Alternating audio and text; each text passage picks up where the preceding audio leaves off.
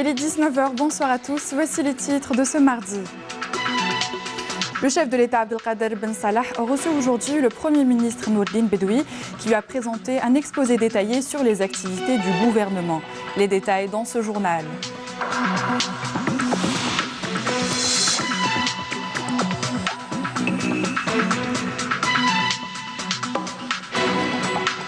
Le général de corps d'armée Ahmed Gaïd Salah, vice-ministre de la Défense nationale, chef d'état-major de l'armée nationale populaire, effectuera à partir de demain une visite de travail d'inspection en 6e région militaire. Le ministre de la Communication, porte-parole du gouvernement Hassan Rabhi, a procédé aujourd'hui à l'installation des membres du jury du prix du président de la République, du journaliste professionnel. Le thème est consacré cette année aux vertus du dialogue. Et enfin, plongé au cœur du concours international de la photographie sous-marine de la corniche gigélienne. Mêlant art et écologie, cet événement a récompensé 3 binômes. Bienvenue à tous. Comme je vous le disais en titre, le chef de l'État Abdelkader Ben Salah a reçu aujourd'hui le Premier ministre Nourdine Bedoui dans le cadre du suivi des activités du gouvernement sur les plans politiques, économiques et sociaux. Au cours de cette audience, le Premier ministre Nourdine Bedoui a présenté un exposé sur l'avancement du projet de loi de finances pour l'exercice 2020, expliquant les nouvelles mesures entreprises par le gouvernement permettant une meilleure rationalisation des dépenses publiques.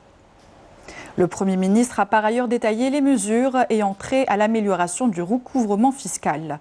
Sur le plan social, Nourdine Bedoui est revenu sur les mesures prises par le gouvernement pour la réussite sociale, scolaire et universitaire pour l'exercice 2019-2020.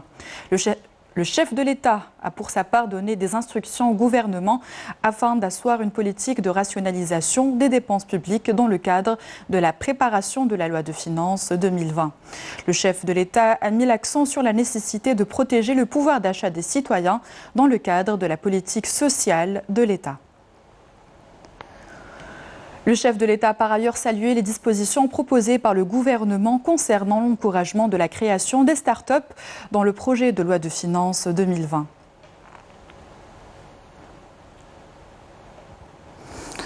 Le général de corps d'armée Ahmed Gaïd Salah, vice-ministre de la Défense nationale, chef d'état-major de l'armée nationale populaire, effectuera à partir de demain une visite de travail et d'inspection en 6e région militaire à Taman al-Asset. Lors de cette visite, le général de corps d'armée procédera à l'inspection de certaines unités et tiendra des réunions d'orientation avec les cadres et les personnels de la 6e région militaire. À la veille de cette visite, le général de corps d'armée a marqué une halte au niveau du secteur opérationnel sud-est Janet, où il a été accueilli par le général-major Hassan Alaimia, commandant de la 4e région militaire, avant d'inspecter l'un des centres de contrôle électronique des frontières. Ce centre, dont la concrétisation sur le terrain a fait l'objet des instructions de monsieur le général de corps d'armée lors de ses précédentes visites en 4e région militaire. Le général de corps d'armée a exprimé à l'occasion devant les cadres présents sa grande satisfaction et sa gratitude quant aux efforts laborieux consentis par les unités de l'armée nationale populaire pour la sécurisation et la protection de l'ensemble de nos frontières nationales de toutes les menaces et tous les dangers et fléaux.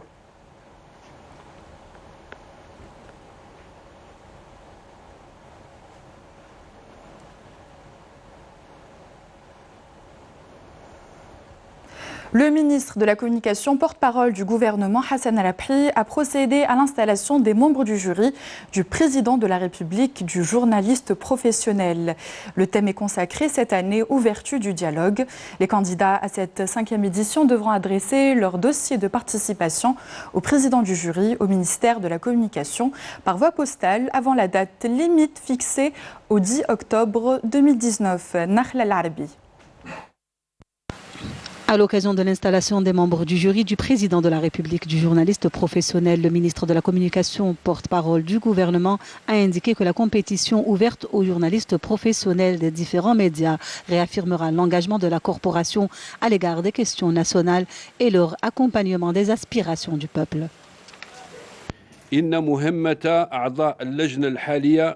La mission des membres de cette commission revêt une importance particulière du fait qu'elle intervient à un moment où notre pays traverse une période de transition pour amorcer une nouvelle ère marquée par la rupture avec des dépassements qui auraient pu mener à la dérive du pays n'était la providence divine et la vigilance et le sacrifice de tous les fidèles et loyaux à leur pays, à leur tête les forces de l'armée nationale populaire qui ont posé les jalons et préparé le terrain pour cette nouvelle ère en adoptant le dialogue comme option civilisationnelle favorisant le débat et les propositions constructives quant aux priorités de la nation, à savoir l'organisation de l'élection présidentielle prévue le 12 décembre prochain en vue d'une sortie de crise que les ennemis de l'Algérie voudraient voir perdurer.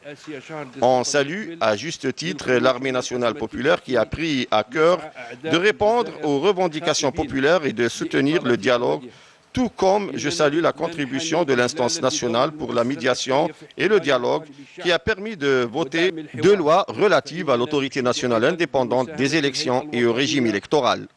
Pour le ministre de la Communication, le journaliste algérien veillera à faire aboutir cette démarche pour parachever l'accompagnement du processus de dialogue, particulièrement lors des étapes phares de l'histoire de la nation. Dans le même sillage, Hassan Rabhi a rappelé que les journalistes avaient été un maillon essentiel dans le processus de dialogue national. Nous l'écoutons.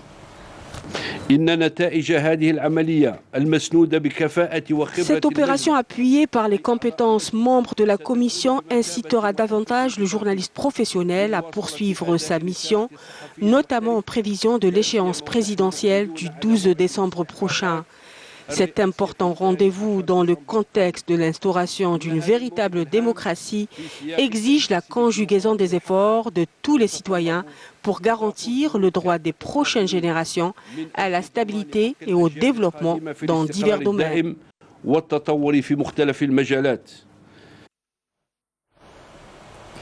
La ménocale de la Hagar, Ahmed Idabir, a appelé à une participation massive au prochain scrutin présidentiel qui se déroulera le 12 décembre prochain. La ménocale a par ailleurs loué les efforts de l'armée nationale populaire dans l'accompagnement du processus de médiation et de dialogue national. Écoutons sa déclaration.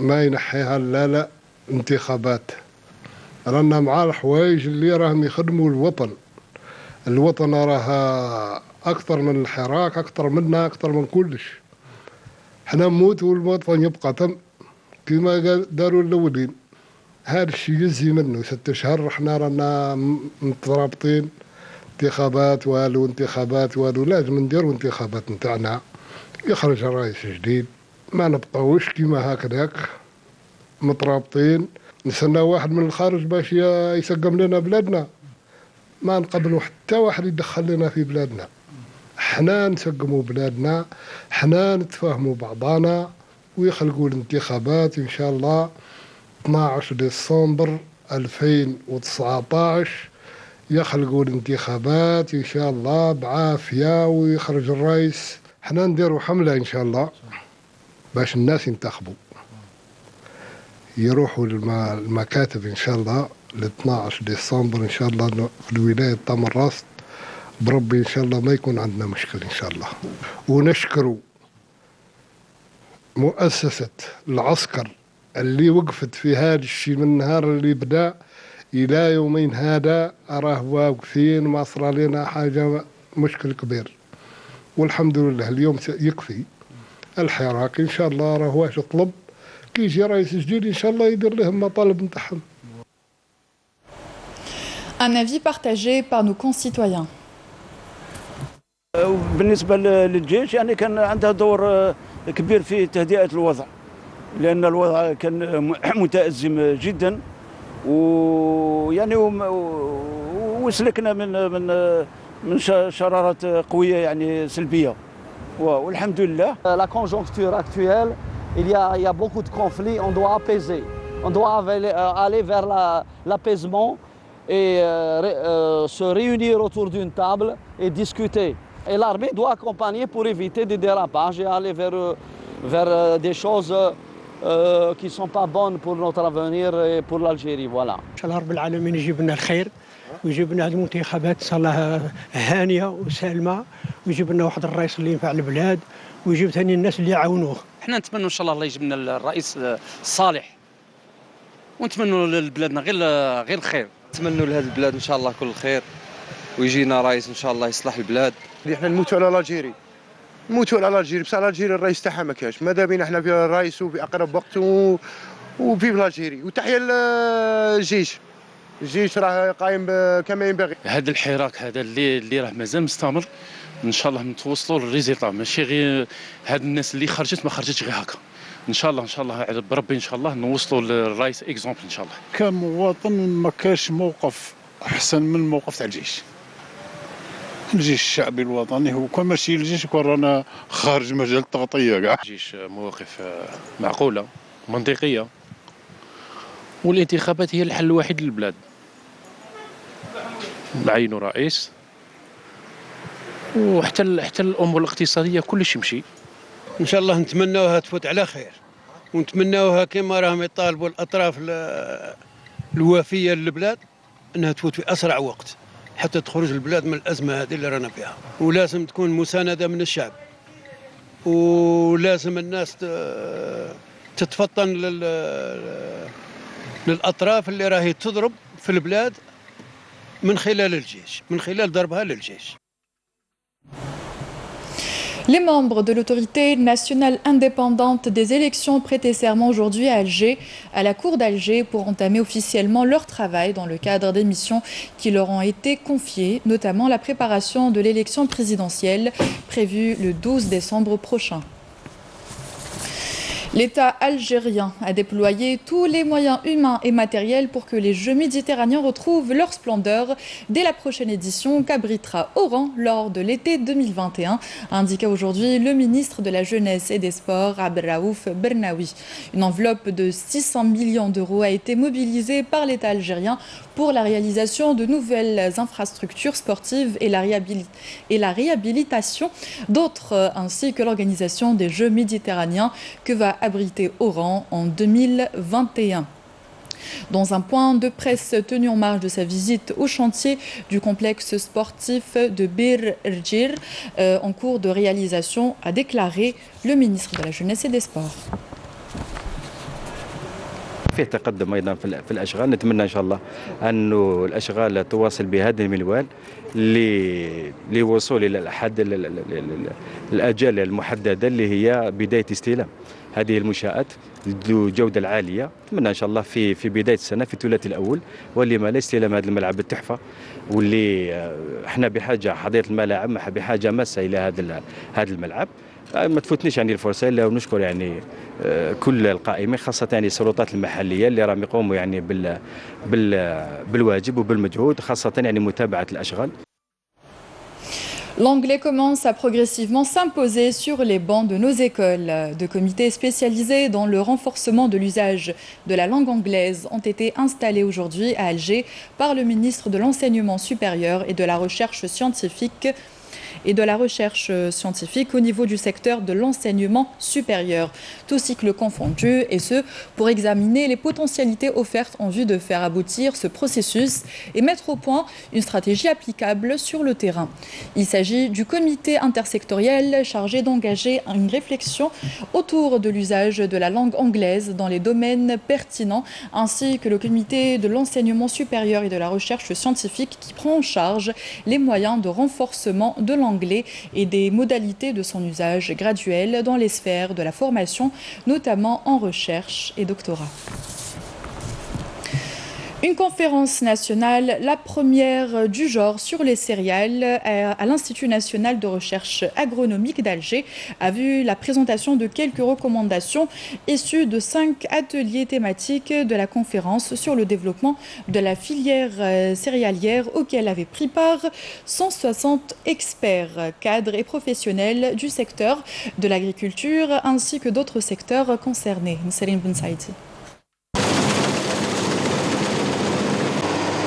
Avec une production de plus de 60 millions de quintaux de céréales enregistrés à la dernière saison moisson-battage, le pays est arrivé à couvrir les besoins du marché national et à assurer une autosuffisance en matière de blé dur et d'orge. Un exploit réalisé grâce aux mesures d'encadrement et de soutien et à la rationalisation de l'importation qui a fait économiser au Trésor 1 milliard de dollars sur la facture de l'importation du blé tendre. On a une capacité de production stockée en orge et en blé dur qui nous laisse à l'aise par rapport de la demande qui est enregistrée chaque mois ou chaque année passée. Donc on a les quantités, on a plus de 20 millions de quintaux pour le blé dur. On a beaucoup de marge de progrès et on peut améliorer beaucoup de rendement, beaucoup de qualité, ce qui nous laisse présager il y a une possibilité d'exportation de ce produit. Une possibilité d'exportation qui ne se fera que par l'élaboration d'une feuille de route impliquant tous les acteurs de la filière. Lors de la conférence nationale sur les céréales, plusieurs approches ont été données, notamment celle de réduire l'importation du blé tendre, améliorer la qualité du blé dur et adapter la production selon les besoins du consommateur. Le blé tendre, ça demande beaucoup d'efforts, beaucoup de travail, c'est un grand chantier et c'est l'objet de notre rencontre aujourd'hui pour améliorer et pour approfondir toute la réflexion afin de nous permettre de mobiliser tous les efforts physiques, les efforts de l'État et aussi les efforts d'innovation et de recherche pour permettre une amélioration grâce à une adaptation des variétés de semences, à une utilisation rationnelle de l'eau, à une exploitation optimale des zones agro-pédoclimatiques. Donc tout ça, c'est l'objet de la feuille de route qu'on est en train de tracer avec l'ensemble des concernés, l'ensemble des spécialités et même avec l'appui de l'expertise internationale. On a besoin de remplacer ce type de vieux variétés, arriver à avoir des rendements beaucoup plus importants. Au niveau de productivité, on a plusieurs appuis technologiques que je vais présenter bientôt pour commencer un travail ensemble avec les ministères et les FAO pour arriver à avoir en demain une productivité supérieure dans les pays. Chaque année, une superficie de 3,5 millions d'hectares est exploitée. Les spécialistes visent à maximiser l'exploitation de toutes les capacités foncières, comme les terres sahariennes, en adaptant le système de culture aux conditions climatiques de la région. À Constantine, les dernières intempéries ont causé d'importants dégâts. Des champs entiers ont été détruits par la grêle, plongeant les agriculteurs dans le désarroi. Bouchra Bouali. Des champs entiers de pastèques et de melons, s'étendant sur plus de 50 hectares, ont été détruits en peu de temps par la grêle qui s'est abattue sur Constantine. Vous voyez, les grelons ont tout détruit, la pastèque est pourrie. Tout le champ a été endommagé, on ne peut rien en tirer, nous n'avons plus de récolte. On a tout perdu, il ne reste plus rien, tout est dévasté. On a été durement affectés, mais nous comptons sur notre gouvernement pour nous aider à nous remettre sur pied. La direction des services agricoles de la wilaya de Constantine a vite réagi en constatant les dégâts et en accompagnant les agriculteurs afin de prendre les mesures nécessaires. Le point a effectivement été fait sur les dégâts enregistrés par les agriculteurs, qui sont les véritables investisseurs. Notre objectif est de faire un recensement pour connaître le nombre d'agriculteurs lésés et de soumettre un rapport aux autorités compétentes pour prendre les décisions nécessaires. En l'absence d'assurance, les agriculteurs sont dans le désarroi. Nous ne sommes pas assurés. Nous n'avons pas d'assurance. On nous a dit que ces produits ne peuvent pas être assurés. Notre objectif est de trouver un moyen d'intégrer ces agriculteurs pour ne plus être confrontés à ce type de problème, pour qu'ils puissent s'assurer et mener leur activité en toute sécurité. Mais pour cela, il faut qu'il y ait des décisions de notre centrale. Coup dur pour les agriculteurs de la wilaya de Constantine, qui a enregistré l'an dernier une production record de ce cucurbitacé. La police de l'urbanisme et de la protection de l'environnement, un organe pas très connu par de nombreux citoyens, et pourtant son rôle est de punir les infractions qui menacent les ressources naturelles. Cependant, cette police de l'environnement possède très peu de moyens correctifs qui se limitent donc à signaler ou rappeler à l'ordre les contrevenants. Bouchra Bouali. Ces agents de l'ordre font partie des 570 brigades de la PUP, la police de l'urbanisme et de la protection de l'environnement. Il veille à ce que les employés des travaux publics et d'Asrout procèdent au curage des avaloirs. Notre opération de curage des avaloirs, on a commencé le mois de juillet. Et maintenant, c'est quotidiennement. Chaque jour, on fait après la pluie. La matinée, je fais le contrôle sur le terrain. Si je trouve qu'il y a des avaloirs qui sont déjà bouchés, on prend le contact avec les services Azrout et les travaux publics pour nettoyer. Nous intervenons au niveau des points noirs suite à l'appel de la police de l'environnement pour nettoyer les avaloirs. Même si nous effectuons régulièrement ce type d'opération, la police peut nous demander d'intervenir si elle constate certains problèmes. Lutter contre le non-respect de l'urbanisme et les atteintes à l'environnement, c'est la mission de la PUP, dont la plupart ignorent l'existence, qui remonte pourtant aux années 80. À ma connaissance, elle n'existe pas. En matière d'urbanisme, cette police est chargée de veiller au respect, à ce que toutes les formes de construction soient autorisées par des autorisations de construire, et également de signaler tout manquement à cette réglementation, notamment de signaler toute forme de construction illicite. Axée davantage sur l'urbanisme, ce n'est que dans les années 2000 que la PUP a commencé à concentrer ses efforts sur l'environnement. Aujourd'hui, cette police compte pas moins de 2600 agents qui veillent au grain. En matière d'environnement, nous avons enregistré 12 600 cas d'infraction à l'environnement. Je vous cite quelques rubriques concernant le domaine d'intervention en matière d'environnement, en matière de signalement de déchets, d'atteinte au littoral, de la salubrité et de la santé publique, des eaux, des forêts et des espaces verts aussi. La police de l'urbanisme et de la protection de l'environnement travaille par ailleurs en étroite collaboration avec les services d'hygiène des communes. Il y a des plaintes de voisinage, il y a des plaintes de dépôt de gravats quelque part, d'atteinte à l'environnement. Et en général, on fait une sortie avec les services de la police d'urbanisme pour verbaliser dans un premier temps, régler l'histoire de manière pacifique ou alors carrément passer à la mise en demeure s'il le faut. Mais c'est très rare. Le citoyen peut aussi appeler le 1548 et demander à la PUP d'intervenir en cas de problème de voisinage, lié bien entendu à son domaine d'intervention. Mais si en matière d'urbanisme, la PUP a des prérogatives de cessation d'infraction, ce n'est pas toujours le cas en matière d'environnement. Concernant l'environnement, on a des mises en demeure. باش يصلح لافويت تاعو باش يرفد لي غرافا تاعو ما يخليهم سور لو تروتوار généralement quand on fait le constat si on donne ما على باليش حنايا ميزون دو فيربال لو سيتويان ما كاش عندي مشكل مع لو سيتويان يرفد لو ساشي تاعو ويقول لك جو سافي با. Les mises en demeure verbales ne permettent malheureusement pas de mettre fin aux atteintes à l'environnement. Pour les experts, faire appel au bon sens des citoyens ne règle pas le problème. Il faut davantage de prérogatives et un pouvoir de coercition accordé à la police de l'environnement.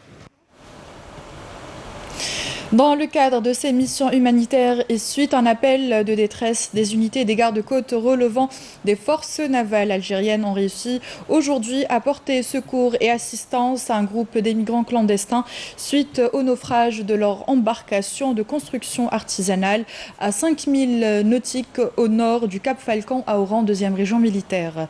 L'opération menée par des vedettes de recherche et de sauvetage a permis d'évacuer 8 personnes et de repêcher 3 cadavres qui ont été pris en charge par les services spécialisés alors que les recherches pour les autres disparus se poursuivent. Cette intervention reflète les efforts consentis par nos forces navales dans le cadre de leur mission, notamment humanitaire. Et dans le cadre de la lutte antiterroriste et grâce à l'exploitation de renseignements, un détachement de l'armée nationale populaire a découvert hier, lors d'une patrouille de fouilles et de recherche près de la bande frontalière à Tamanrasset, 6e région militaire, une cache d'armes et de munitions contenant une mitrailleuse lourde 14,5 mm et une quantité de munitions s'élevant à 240 balles. Selon la même source, 21 personnes ont été arrêtées lors d'opérations distinctes menées destiné à Janet, 4e région militaire, et Taman al-Asset et Ain Mguel, 6e région militaire, par des détachements de l'armée nationale populaire en coordination avec des éléments de la gendarmerie nationale. Lors de ces opérations menées dans le cadre de la lutte contre la contrebande et la criminalité organisée, de détecteurs de métaux, de groupes électrogènes, de marteaux-piqueurs, de broyeurs, de pierres, 50 sacs de mélange de pierres et d'or brut, ainsi que 5,2 quintaux de denrées alimentaires et une plaque photovoltaïque ont été également saisis. Par ailleurs, un détachement combiné de l'ANP a arrêté à Khenchla, 5e région militaire, un narcotrafiquant et saisi 5 kg de kif traité, tandis que des éléments de la gendarmerie nationale ont saisi 890 comprimés psychotropes détenus par 2 individus à Oran, 2e région militaire, et El Oued, 4e région militaire. Le cinéaste algérien Moussa Haddad, réalisateur du célèbre film Les Vacances de l'inspecteur Tahel, est décédé aujourd'hui à Alger à l'âge de 80 ans. Il me semble, des suites d'une longue maladie. Natif d'Alger en 1938, Moussa Haddad s'est fait connaître dans le cinéma en tant que cinéaste et assistant réalisateur associé dans plusieurs œuvres, notamment La bataille d'Alger de l'italien Giulio Pontecorvo. À Dieu nous appartenons et à lui nous retournons. En Tunisie, les résultats définitifs du premier tour du scrutin présidentiel seront dévoilés ce soir, mais l'on sait déjà que les candidats Kais Saïd et Nabil Karoui sont classés en tête du score. Les détails avec Naïma Chekchek. Les 2 candidats Kais Saïd et Nabil Karoui, arrivés premiers à l'élection présidentielle tunisienne, s'opposeront au second tour du scrutin prévu dans une quinzaine de jours. Homme d'affaires et de médias très populaire en Tunisie, Nabil Karoui du parti Qalb Tounes, crédité de la 2e place à ce premier tour de la présidentielle, pose lui un problème d'ordre juridique inédit dans son pays. Sa popularité qu'il a hissée à un score notable a eu raison de sa détention provisoire pour motif de malversation financière. L'on se demande alors quelle sera l'issue qui lui permettra de poursuivre sa chevauchée électorale au 2e tour. Un constitutionnaliste tunisien, Ayad Ben Achour, a estimé aujourd'hui que seul le juge d'instruction en charge de l'affaire Karoui est habilité juridiquement à ordonner la libération du candidat dont la situation crée une impasse juridique, dit-il. Le constitutionnaliste a également rappelé qu'aucun jugement définitif n'a été rendu pour Nabil Karoui et que son cas ne peut appeler aucune solution juridique. Il conclut ainsi que la libération du candidat à la présidentielle serait animée par des motifs moraux et non juridiques. Le code électoral n'ayant pas fait référence à la situation d'un candidat en prison et évoquant seulement les cas de retrait et de décès. Quoi qu'il en soit, Nabil Karoui, qui a obtenu 17,7% des voix selon les décomptes en cours de l'instance électorale qui seront achevés ce soir, est en tout cas bien placé pour passer au 2e tour de l'élection présidentielle anticipée en occupant la 2e position derrière le candidat indépendant Kais Saïd, crédité d'un score provisoire de 18,4%. Place au sport avec l'Assemblée générale extraordinaire de la FAF qui a tenu ce mardi à Sidi Moussa avec les membres réunis en session extraordinaire qui a tenu une adoption à l'unanimité de 96 voix sur 98 votant sur le nouveau système de compétition du championnat de football. Sujet de Karim Keshfoud. La Fédération algérienne de football qui a tenu donc à Sidi Moussa une assemblée générale extraordinaire avec un seul ordre du jour, unique, mais qui pourrait constituer un tournant décisif pour le devenir du football national. Il s'agissait aujourd'hui donc d'adopter un nouveau système de compétition pyramidale, ce système qui prône de conforter le professionnalisme en Algérie. Le cahier des charges concernant le professionnalisme comporte beaucoup de points. Beaucoup de points, notamment centre de formation, centre d'entraînement, académie, etc., etc. Non, on ne va pas aller jusque-là. Parce que vous savez, les politiques au niveau des clubs évoluent différemment d'un club à un autre par rapport à certaines réalités que seuls les clubs connaissent. Là, nous avons un impératif, c'est les équilibres financiers. C'est ça notre cheval de bataille. La DNCG va s'occuper de faire en sorte à ce que les clubs professionnels soient équilibrés sur le plan financier. Partout où le professionnalisme existe, il y a une structure qui s'occupe de vérifier que ce qu'on appelle le fair play financier existe. À partir de là, on donne le feu vert que le club, en matière de budget, en matière d'équilibre financier, est tout à fait disposé à évoluer dans la ligue professionnelle. Après, pour tout le reste, vous savez, comment on peut faire pour obliger un club à créer son académie ou à faire un centre de formation?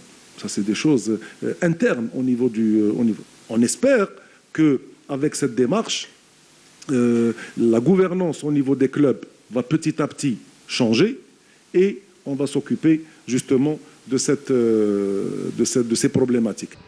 Ainsi, la nouvelle pyramide propose un championnat professionnel à 18 clubs, une Ligue 2 de 2 groupes de 16 clubs, une division amateur de 6 groupes renfermant 16 clubs chacune, avec cette remarque de taille, la suppression de l'Interligue.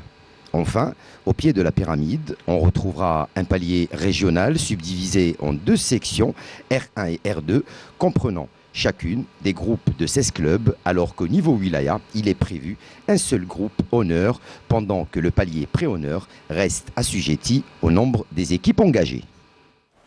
Plongé au cœur du concours international de la photographie sous-marine de la corniche gigélienne, mêlant art et écologie, cet événement a récompensé 3 binômes. L'objectif est de sensibiliser sur la protection des fonds marins.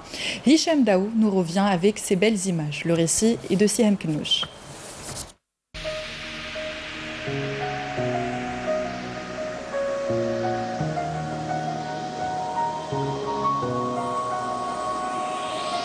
Plus de 23 binômes de plongeurs sont venus armés de leurs appareils photo contempler les merveilles des fonds marins de la corniche gigélienne dans le cadre de la 7e édition du concours international de la photo sous-marine et du court-métrage.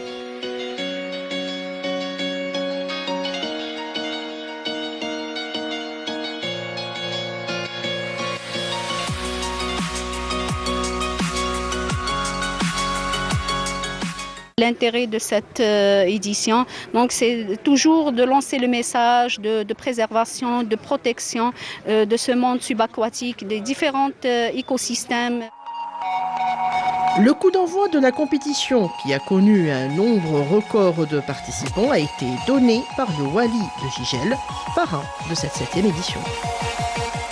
Je tiens à l'occasion pour féliciter tout ce qu'ils ont participé pour maintenir. Ils ont vraiment défendu, ils avaient le courage de résister avec le temps pour imposer, je dis bien une deuxième fois, pour imposer ces éditions qu'on est, la preuve on est dans la 7e édition. La spécificité de ce concours demeure la participation d'un binôme féminin pour la première fois. Nous, en tant que plongeurs, on nous a toujours appris à protéger l'environnement et voilà, donc on espère avoir des captures, que ce soit du négatif ou du positif, pour sensibiliser les gens. Ce qu'on aperçoit et ce qu'on concrétise, c'est qu'il y a un réel potentiel ici en Algérie. Réellement, il y a un réel potentiel pour que ce pays-là peut être une capitale méditerranéenne de la plongée. On est très heureux d'avoir participé déjà à ce concours et d'avoir remporté un prix. Peu importe le prix, mais qui gère le premier prix, c'est énorme. Dans sa 7e édition, le concours international de la photo sous-marine et du court-métrage organisé chaque année par le Parc national de Taza vient attester de la prise de conscience des passionnés du Grand Bleu de l'urgence de préserver la richesse des fonds marins de notre merveilleuse côte.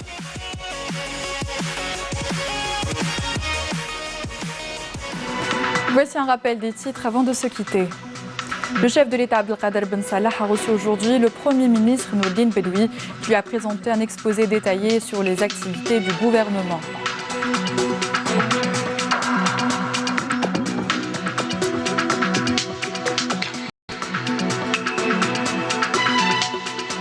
Le général de corps d'armée Ahmed Gaïd Salah, vice-ministre de la Défense nationale, chef de l'état-major national populaire effectuera à partir de demain une visite de travail et d'inspection en 6e région militaire.